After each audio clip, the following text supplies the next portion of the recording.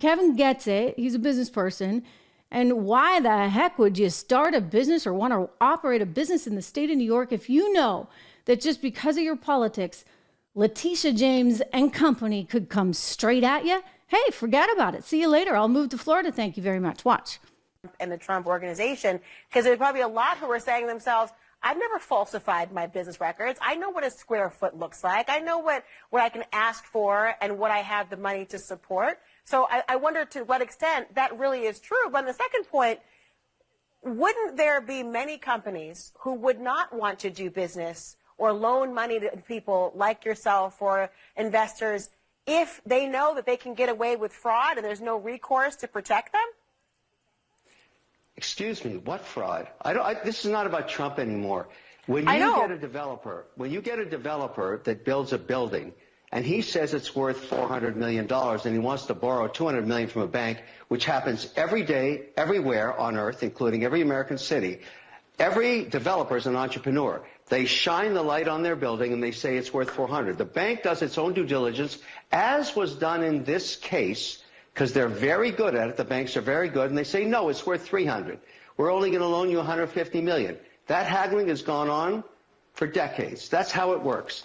And then in this case, even, the bank that was supposedly defrauded testified and said, we didn't lose anything. We want to do business with this guy again. We'd like to. But the judge said, no, no, no, no, no, no. Let's penalize this developer for $355 million. And if we're going to do that, let's penalize all the developers, all across America. They've all done the same thing. All of them should go to jail, and we should stop building buildings. That's what the message is from New York. Even the governor herself is concerned about what this looks like to investors all around the world. It's not just U.S. domestic. All around the world, people are talking about what happened here. You really think people want to invest money in New York after this? How about we go somewhere else? I think there are people who would. I don't want to cut you off, but I want to converse with you instead. You just did. It's only because I want to have a conversation, you know what? Kevin, as opposed to just having you tell me. I respect you because you're a lawyer. You're a lawyer. You understand exactly what I'm talking about. I got to tell you, I'm respectable for a number of reasons, Kevin O'Leary, but being a lawyer is one of those issues. But I'll tell you, when I hear your conversation, and I do want to converse with you about this point, I understand that there are legitimate concerns that were raised during the trial and will continue to be raised about who the quote-unquote, who is actually bringing the suit. It wasn't the banks who were saying that we as consumers or unsophisticated feel this way, but Leticia James, the Attorney General, and I know you want to expand beyond Trump, has suggested, well, it's about making the playing field level for those who are not the major and billionaire investors, but for those who are supposed to put business records out there, want to get a loan. The idea of making sure that they have to have the same true statements included as those who have a lot more money. Is there any weight to that for you? Well, I asked you who lost money, and I'll make it even clearer. You and I, we're developing a data center together, and I say to you, we can go to New York, where this just happened. It's your money now. You're now an investor, and you're taking risk. You're an entrepreneur with me, right beside me. We're together on the deal. Or I can show you Oklahoma, North Dakota, West Virginia, where the governors actually ran businesses. Let's go there, where this never happened before. They have power. They have permits.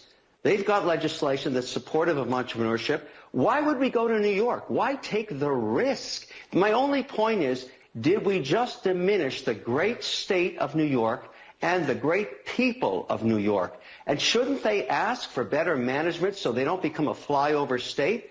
Remember, New York has the highest taxes in the country, the worst regulatory environment, and it's incredibly mismanaged. And I'm pointing out now, on top of that, you get this insanity, a victimless crime.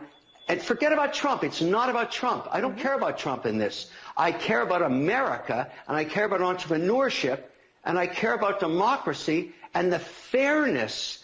The judicial system is now being criticized. People are asking themselves, the bar of New York, is this judge rational to charge $355 million in a case where no one lost any money? Is that good for the people of New York? Should the people of New York wake up to this and say, what's happening to us? Why is this becoming so perverse? Why are we the focus of this injustice? And I nothing to do with Trump. I'm not supporting Trump. I'm supporting American entrepreneurship.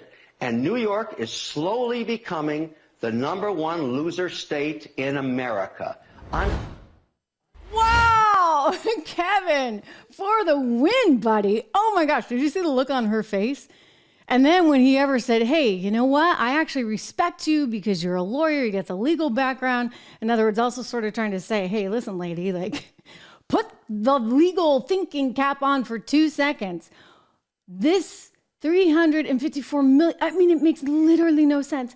Absolutely, positively no sense. And again, whether you hate Trump, whether you love Trump, let's just be honest with each other, okay? I mean, wow, if you have absolutely no victim in a crime, if you have nobody that's been hurt, you have nobody that is saying, hey, wait a second, I didn't get my money, then what, you're going to run around the country and do this to people? I mean, this is something else. I mean, granted, right, whatever, whatever the square footage is or whatever you think the valuation is on your property, you should be absolutely honest. Don't get me wrong. But here's the thing. Real estate is in the eye of the beholder. I may think my house is worth something. You may think it's worth something else. Until it actually sells, guess what? It's all about the subjectivity of whoever wants the asset, thinks the asset is worth X when, somebody else thinks it's worth Y. Again, until the trade closes, you don't know. You look around at different comps and you still say, well, you know what? My house has this, this, this, and this. It's just insane. Kevin absolutely gets it. He was also on, he's a great guy, by the way. He's a very smart guy and obviously super successful. He used to come on all the time with me on Fox. We're going to get him on this, actually. I'll shoot him a text or something because this is just insane what's happened.